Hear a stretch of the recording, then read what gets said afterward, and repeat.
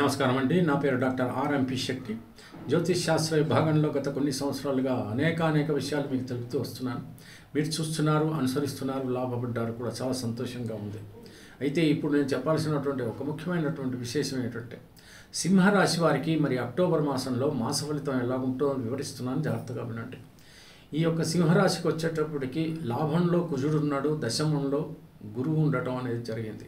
కానీ సింహరాశికి సప్తమంలో శనైశ్వరుడు ఉన్నాడు కాబట్టి ఇంట్లో భార్యాభర్తల మధ్యన ఏదైనా గొడవ రావచ్చు. కొంచెం కోపం, ఉద్రేకం తప్పించుకోవటం మంచిది.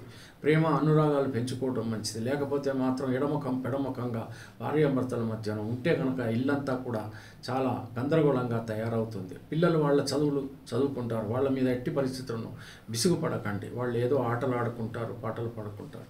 వాళ్ళ గురించి మాత్రం మీరు పట్టించుకోవద్దు. వాళ్ళ చదువులు చదువుకున్నారా లేదా అనేటువంటి విషయం మీరు గమనించుకోవాలి. మరి సర్జన్స్కి చాలా బాగుంది, డాక్టర్స్కి కూడా చాలా బాగుందని చెప్పచ్చు. కానీ ప్రేమికులకు మధ్య మాత్రం కొంచెం ఇబ్బందికరంగా ఉంది. ఏదైనా ప్రేమికులకి అంటే ప్రేమ అనేటప్పటికీ స్త్రీ పురుషుడు ఇద్దరు ఉంటారు కాబట్టి వాళ్ళ విషయంలో కొంచెం అనారోగ్య పరిస్థితులు ఎదురు కావచ్చు. కొంచెం జాగ్రత్తగా ఉండాలి. ప్రమాదాలు కూడా పొంచి ఉన్నాయని తెలుసుకోవాలి. బ్యాక్ స్టాపింగ్ కూడా, అంటే వెన్నుపోటుదారులు కూడా మీ వెంటనే ఉన్నారని మాత్రం మీరు అర్థం చేసుకోవాల్సిందే, తప్పదు. ఇక ప్రొఫెషన్ రంగంలో ఉన్నటువంటి వాళ్ళకి పేరు ప్రతిష్టలతో పాటు కావలసినటువంటి ఆర్థిక పరిస్థితి కూడా బాగుంటుంది. ఖచ్చితంగా వాళ్ళు చాలా అద్భుతంగా ఉంటారని చెప్పవచ్చు. వాళ్ళ పర్ఫార్మెన్స్ కూడా ప్రజలు మెచ్చుకునేటువంటి పరిస్థితులు ఏర్పడతాయి. ఇంపోర్ట్స్ ఎక్స్పోర్ట్స్ రంగం బాగా నడుస్తుందండి, వాళ్ళకి ఎటువంటి ఇబ్బంది లేదు. చలనచిత్ర రంగం కూడా చాలా అద్భుతంగా ఉంటుందని చెప్పచ్చు. సాంకేతిక నిపుణులకు కానీ నటీనటులకు కానీ బాగుంటాయి. ఏదైనా నూతన వ్యాపారాలు ప్రారంభించుకోవాలంటే అవకాశాలు మీకు ఖచ్చితంగానే ఉన్నాయి. కాబట్టి మీరు పార్ట్నర్షిప్స్ విషయంలో చాలా జాగ్రత్తగా ఆచితూచి ఆలోచించి ఆ తర్వాత మీకు సరైన వ్యక్తి అని అనుకుంటే మాత్రం మీరు పార్ట్నర్షిప్ చేసుకుని మీరు వ్యాపారాలు ప్రారంభించవచ్చు. రేపటి రోజున ఏ గొడవ కలగకూడదు. కాబట్టి ఎంచేతనంటే ఎప్పుడైతే గొడవలు వస్తాయో వ్యాపారం అనేది కుంటుపడుతుంది లేదా నష్టమైపోతుంది. అంచేత జాగ్రత్త పడడం మీకు చాలా అవసరం, మంచిది కూడా. ఇక మరో విషయం ఏంటంటే, ఏ రకంగా చూసినప్పటికీ కూడా రాహు వల్ల మీకు కొంచెం దూర ప్రయాణాలు చేయవలసి రావచ్చు. ఉద్యోగస్తులకు కూడా ట్రాన్స్ఫర్లు కలగచ్చు. ఈ రకంగా ఉన్నటువంటి పరిస్థితుల్లో విదేశాలకు వెళ్ళాలనుకుంటున్నటువంటి వాళ్ళు మీ ప్రయత్నాలు చేయండి, తప్పకుండా వెళ్ళేటువంటి పరిస్థితులు ఏర్పడతాయి.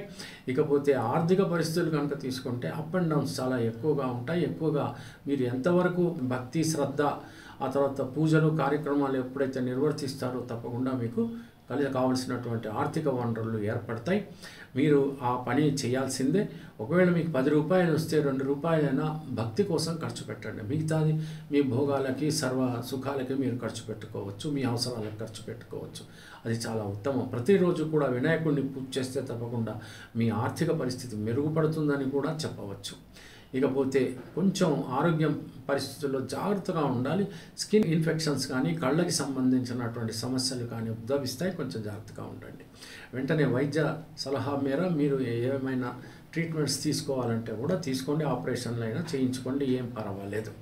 ఇకపోతే మరో విషయం ఏంటంటే, ఎట్టి పరిస్థితుల్లో ఏదైనా భాగస్వామి వల్ల దెబ్బ కొడితే వాళ్ళు మీకు ఏమైనా డబ్బులు ఇవ్వాల్సి వస్తే మాత్రం ఇబ్బందికరంగానే ఉంటుంది. 29వ తేదీ మార్చి 2020 తర్వాతనే ఏ ప్రాబ్లం అయినా సాల్వ్ అవుతుందని మాత్రం మీరు అర్థం చేసుకోండి. ఏ రకమైనటువంటి ఆ ఇబ్బంది ఆ తర్వాత ఉండదు. అంతకుముందు మాత్రం చాలా ఇబ్బందికర కాలంగా మీరు అర్థం చేసుకోవాలి.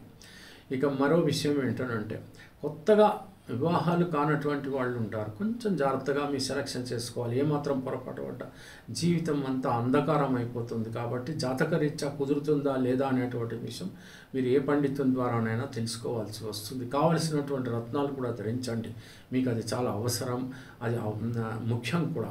వాహనాలు కొనుక్కోవాలనుకుంటే కొనుక్కోండి, ఏం పర్వాలేదు, దానికి వచ్చినటువంటి సమస్య ఏం లేదు. ఎట్టి పరిస్థితుల్లో స్త్రీలను మాత్రం అగౌరవపరచకండి. చెల్లి అయినా, అక్క అయినా, తల్లి అయినా, ఎవరైనా సరే స్త్రీలను అగౌరవపరిస్తే మాత్రం మీ పని గోవిందా అని మాత్రం మీరు అర్థం చేసుకోవచ్చు. మీ మీద లేనిపోని కేసులు పట్టడమే కాకుండా అపనిందల పాలవుతారని మనం అర్థం చేసుకోవాలి.